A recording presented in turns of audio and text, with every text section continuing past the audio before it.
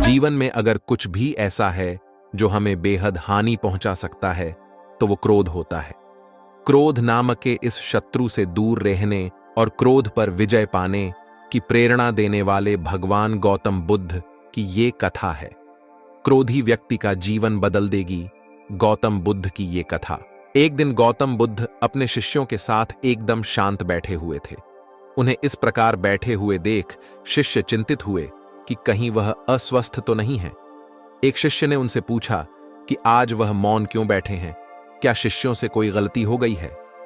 इसी बीच एक अन्य शिष्य ने पूछा कि क्या वह अस्वस्थ हैं, पर बुद्ध मौन रहे। तभी कुछ दूर खड़ा व्यक्ति जोर से चिल्लाया, आज मुझे सभा में बैठने की अनुमति क्यों नहीं दी गई है? बुद्ध आंखें बंद करके ध्यानमग्न हो गए। वह व्यक्ति फिर से चिल्लाया, मुझे प्रवेश की अनुमति क्यों नहीं मिली?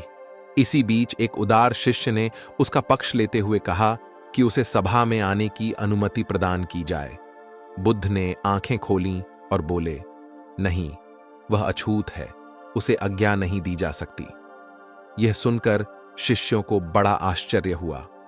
बुद्ध उनके मन का भाव समझ गए और बोले, हां, वह अछूत है। इस पर कई शिष्य बोले, हमारे आश्रम में जात पात का कोई भेद ही नहीं, फिर वह अछूत कैसे हो गया? तब बुद्ध ने समझाया, आज वह क्रोधित होकर आया है। क्रोध से जीवन की एकाग्रता भंग होती है। क्रोधी व्यक्ति प्राय मानसिक हिंसा कर बैठता है। इसलिए जब तक वह क्रोध में रहता है तब तक अछूत होता है। इसलिए उसे कुछ समय एकांत में खड़े रहना चाहिए। क्रोधित शिष्य भी बुद्ध की बातें सुन रहा था। पश्चाताप की अग्नि में तप कर वह समझ चुका था कि अहिंसा ही मनुष्य का महान कर्तव्य व परम धर्म है। वह बुद्ध के चरणों में गिर पड़ा और कभी क्रोध न करने का प्रण लिया। इससे हमें यह शिक्षा मिलती है और आशय यह है कि क्रोध के कारण व्यक्ति अनर्थ कर बैठता है और पश्चाताप उसे बाद में होता है, जिसका कोई लाभ नहीं मिलता। इसलिए हमें क्रोध नहीं करना चाहिए।